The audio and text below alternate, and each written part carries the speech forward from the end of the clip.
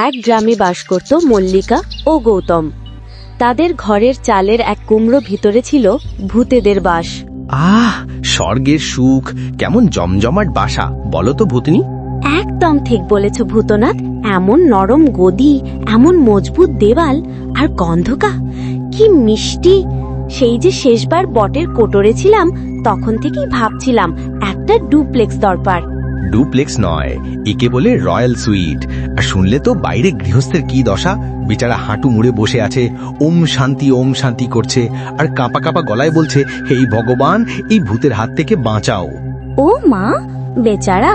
গত রাতে যা ভয় দেখালাম, ওর রান্নাঘরের তাক থেকে একটা আস্ত মাছের মুড়ো টেনে নিয়েছিলাম, আর সে এমন চেঁচালো যেন নিজের প্রাণ হাতে করে দৌড়াচ্ছে। আমি তো আজ সকালে ওর স্বাদের খাসির মাংসের ঝোল থেকে খানিকটা সটকে দিয়েছিলাম। আর কি বলবো, রান্নাটা দারুণ, ঝাল মশলা একদম পারফেক্ট। সত্যি? আমার জন্য রাখনি একটু? যাই হোক, আমি তো ওর ঘুম ভাঙার পর ওর মাথার কাছে একটা আস্ত পেঁয়াজ রেখে এসেছিলাম। যেই না চোখ খুলে দেখে আস্ত একটা পেঁয়াজ। পেঁয়াজ? তুমিও পারো বটে। ও তো ভয়ে আরো চিৎকার। তার উপর যেই ওটা ছুতে গেল, আমি ভেতরে বসে কুমড়োটা একটু নড়িয়ে দিলাম। ও তো মনে করেছে কুমড়োটা নিজেই হাঁটতে শুরু করেছে। আরো যে সারাদিন ধরে কত ঝাড়ফুঁক পাড়ালো, কত বাবা ঠাকুর ডাকলো, কিন্তু কি হবে? এই কুমড়োটা তো আমার প্রোটেক্টেড এরিয়া, কোনো মন্ত্রতন্ত্র কাজ করবে না। একদম ঠিক। আর তাছাড়া আমরা তো শুধু একটু মজা করছি, তাই না? ওকে একটু জাগিয়ে রাখছি, যাতে ঘুমের ঘোরে ভুল করে আমাদের এই দারুণ কুমড়োর বাড়িটা না কেটে ফেলে। ঠিক বলেছ, এই বাড়ির ভাড়াও তো দিতে হবে। চলো তো, আজ রাতে ওর ফ্রিজের ভিতরকার সব দুধ আমরা চুপচুপ করে খেয়ে আসি। মিষ্টি কুমড়োর সাথে দুধ, দারুণ কম্বিনেশন। হ্যাঁ, চলো চলো। আর ফেরার পথে ভুল করে ওর টর্চ লাইটটা রান্নাঘরের মেঝেতে ফেলে দিয়ে আসবো, ভয়ে যেন ওর হাত পা ঠান্ডা হয়ে যায়। আর কত জ্বালাতন সইব বলো? এই ভূতেরা তো আমাদের রাতের ঘুম আর দিনের শান্তি দুটোই কেড়ে নিল। সব সুখ শান্তি যেন এক ফুঁয়ে উড়িয়ে দিয়েছে। এদের অত্যাচারে আমরা শেষ হয়ে যাব। আহা, এত রাগ করো না। কি আর করা যাবে, ভাগ্যটাই তো খারাপ আমাদের। এই কপালটাই হলো যত নষ্টের গোড়া, তাই এত ঝামেলা আসছে জীবনে। কপাল না ছাই, আজ সকালে মুরগির খোয়ারে একটাও ডিম নেই। কাল রাতে বড় রুই মাছটা ঝুলিয়ে রেখেছিলাম, সেটাও গায়েব হয়ে গেছে। কত কসম খেয়েছিলে মাছটা তুমি পাহারা দেবে। রাগ করো না, এই ভূতের সাথে কি আর মানুষে পেরে ওঠে? এরা তো আর মানুষ না যে ধাক্কা দিলেই পড়ে যাবে। এরা তো অশরীরী, এদেরকে ধরাও যায় না, মারাও যায় না। হাওয়া না, তুমি তো সব ভুলে গেলে। ওই যে আমাদের বড় স্বাদের মিষ্টি কুমড়োগুলো, ওগুলোই তো এখন ভূতেদের আস্তানা হয়ে দাঁড়িয়েছে। ওই আপদগুলোই যত নষ্টের মূল। ঠিক বলেছ, ওই কুমড়োগুলোই তো আসল আপদ। কত চেষ্টা করলাম, কিন্তু কিছুতেই কিছু হলো না। গতকাল রাতে নাকি একটা ভূত নাক ডেকে ডেকে ঘুমোচ্ছিল কুমড়োর ভেতরে। আর একদিন দেখলাম একটা ছোট্ট ভূত কুমড়োর ভেতর থেকে উকি মেরে আমাকে ভেঙচি কাটলো। ভাবো একবার, আমাকে কিনা ভেঙচি কাটছে। এ তো সব ধৈর্যের বাঁধ ভেঙে দিল। এ তো অসহ্য। সব যেন একটা খেলার ছলে নিচ্ছে এরা। এভাবে চললে তো আমাদের না খেয়ে মরতে হবে। ফসল নেই, মাছ নেই, ডিম নেই, এ কেমন জীবন হলো? না, এভাবে আর চলবে না। এবার এর একটা বিহিত করতেই হবে। আমি ঠিক করেছি, আমাদের গ্রামের সবচাইতে প্রণীণ দীনেশ দাদুর কাছে যাব। তার কাছে নিশ্চয়ই এর কোনো সমাধান আছে। হ্যাঁ চলো, আর এক মুহূর্ত দেরি নাই, এখনই যাই। ভূতের হাত থেকে বাঁচতে দাদুর পরামর্শই এখন শেষ ভরসা, আর উনিই একমাত্র পারবেন আমাদের মুক্তি দিতে। এরপর তারা দুজনে দীনেশ দাদুর কাছে যায়। কি হয়েছে রে গৌতম, এত রাতে তোরা হাঁসফাঁস করছিস কেন? মল্লিকা, তোর মুখ দেখে মনে হচ্ছে সব জগৎ সংসার আজকে বুঝি রসাতলে যাবে। বস, শান্ত হয়ে সব বল। দাদু, আর বাঁচি না। আমাদের মিষ্টি কুমড়োয় একদল ভূতেরা আস্তানা গেড়েছে। ডিম মাছ তো রোজই নিয়ে যাচ্ছে। ওদের ভয়ে রাতেও শান্তিতে ঘুমোতে পারি না দাদু। কুমড়োর ভূত? আমি তো আগেই সন্দেহ করেছিলাম। ওটা সাধারণ কুমড়ো নয়, ওটা এক ধরনের ভূতের ফাঁদ, যা একবার বসলে সহজে যায় না। তোমাদের কপালটা এই বছর সত্যিই খুব খারাপ। দাদু, তুমি তো আমাদের গ্রামের সবচাইতে প্রণীণ। তোমার কাছে নিশ্চয়ই এর একটা সহজ সমাধান আছে। একটা মন্ত্রতন্ত্র দিয়ে ওদের তাড়ানো যাবে না? তোমার হাতে কোনো পুরনো পুঁথি ফাতলে দাও না। না রে বাবা, এই ভূত সহজ নয়। এই আমার টোটকার বাইরে। এটার জন্য চাই অনেক বেশি জোর, অনেক বেশি তেজ। আমার সেই বয়স আর শক্তি নেই যে ওদের সাথে লড়াই করি। তাহলে আমাদের কি হবে? আমরা কি ওদের জ্বালাতন সহ্য করেই থাকবো?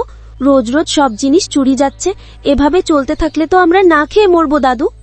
ভয় নেই, আমি সব জানি, তোমরা চিন্তা করো না। এই ভূত তাড়ানোর জন্য আমার চেয়ে অনেক বেশি শক্তিশালী একজনকে আমি চিনি। তিনি হলেন এক খাঁটি তান্ত্রিক। তান্ত্রিক? তিনি কোথায় থাকেন দাদু? তিনি কি সত্যি পারবেন আমাদের কুমড়ো থেকে ভূত তাড়াতে? এই ভূতদের খুব সাহস, তারা আমাদের কথা শুনে হাসছিল। নিশ্চয়ই পারবেন। তার নাম রামপ্রসাদ, আর তিনি এই লাইনে খুব জোরদার। কিন্তু একা গেলে হবে না, চলো, আর দেরি নয়। তোরা আমি সবাই মিলে ভোর হওয়ার আগেই রওনা দেব তার বাড়ির দিকে। যে আজ্ঞা দাদু, তুমি যখন সঙ্গে থাকবে তখন আর কিসের ভয়। চলো, আজই তবে সব জ্বালা শেষ হোক। যত তাড়াতাড়ি সম্ভব আমরা সেই তান্ত্রিকের কাছে পৌঁছাবো। এরপর তারা সেই তান্ত্রিকের কাছে গেল। তান্ত্রিক বাবা রামপ্রসাদ তখন গাছের নিচে বসে ধ্যান করছিল। তোমরা কারা? আমার ধ্যানের সময় এভাবে হন্তদন্ত হয়ে এখানে কেন এসেছ? কিসের এত জ্বালাতন নিয়ে এত ভোরে আমার কাছে হাজির হয়েছ? বাবা, আমার নাম গৌতম। এই ভূতের জ্বালায় আমরা আর বাঁচি না। আমাদের গ্রামের দীনেশ দাদু আমাদের এখানে এনেছেন। বাবা, ওরা অত্যাচারে আমরা রাতে ঘুমোতে পারি না। আমাদের বড় স্বাদের মিষ্টি কুমড়োয় ওরা বাসা বেঁধেছে। ওরা আমাদের জিনিস চুরি করছে। আপনি আমাদের মুক্তি দিন বাবা। রামপ্রসাদ, ইনি আমার গ্রামের গৌতম। এদের বিপদ বড্ড বড়। এদের বাড়ির কুমড়োয় যে ভূতেরা রয়েছে তারা আর 5টা ভূতের মতো নয়, তাই এদের নিয়ে তোমার কাছে আসা। দীনেশ, কত যুগ পর দেখা। তুমি আজও মানুষের সমস্যা নিয়ে ঘুরে বেড়াও। হ্যাঁ, তোদের কুমড়োর ভূতের সমস্যাটা আমি বুঝতে পারছি। বাবা, আপনি যা বলবেন আমরা তাই করব। আপনি শুধু একটা রাস্তা দেখান। আমাদের জীবনটা ওরা দুর্বিষহ করে তুলেছে, আমরা আর কত সহ্য করব? শোনো, তবে এই সমস্যার সমাধান কঠিন কিন্তু অসম্ভব নয়। তবে এর জন্য তোদের কড়া নিয়ম মানতে হবে। তোদের সাহস এবং দৃঢ়তা দুটোই দরকার। বাবা, আমাদের সাহস আছে, আপনি শুধু বলুন। ভূতেদের তাড়ানোর জন্য আমরা যে কোনো ঝুঁকি নিতে রাজি। আমাদের নির্দেশ দিন। তোদের এই কুমড়োর ভূতেরা ভয় পায় না কেবল পূর্ণিমার রাতকে। আজ রাতই হলো সেই পূর্ণিমা। তোদেরকে একটা কাজ করতে হবে যেটা খুব বিপজ্জনক। কি কাজ বাবা, বলুন, আমরা প্রস্তুত। দাদু আর আপনি যখন সঙ্গে আছেন তখন আর কিসের ভয়? তোদের কুমড়োর ভূত তাড়াতে গেলে আমি একটা বিশেষ মন্ত্রপুত পেরেক দেব। তোরা স্বামী স্ত্রী দুজনে মিলে সেই কুমড়োর ঠিক মাঝখানে পেরেকটা পুঁতে দিবি। কিন্তু সাবধান, কোনোভাবেই যেন পেরেকটা অর্ধেক না পুঁতে।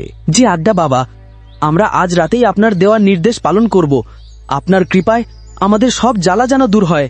আমরা কোনো ভুল করব না। এবার সবাই মিলে সেই কুমড়ো গাছের কাছে আসে যেখানে ভূতেদের বাস। কোথায় রে দুষ্টু আত্মারা, কোথায় তোরা? তোদের জম হয়ে আজকে আমি এসেছি। আমি এই এলাকার সবচাইতে বিখ্যাত তান্ত্রিক। এখনই বেরিয়ে আয়, না হলে মন্ত্র দিয়ে তোদের ভস্ম করে দেব। বাবা, আমাদের ক্ষমা করুন, আমরা বড় ভুল করেছি। এই মিষ্টি কুমড়োর আরাম আর মানুষের জিনিসের প্রতি আমাদের লোভ হয়েছিল। আর কোনোদিন এমন ভুল হবে না। দয়া করুন বাবা, আমরা নিরীহ মানুষের জীবন নষ্ট করেছি। এটা আমাদের পাপ। আমাদের আর শাস্তি দেবেন না। আমরা আর এই লোকালয়ে থাকবো না। পাপের শাস্তি তো পেটেই হবে। তোদের এই পাপের ফল হিসেবে আমি তোদের চিরতরে এই পৃথিবীতে বেঁধে ফেলতে পারি। তোরা কেন গৌতম আর মল্লিকার শান্তি কেড়ে নিলি?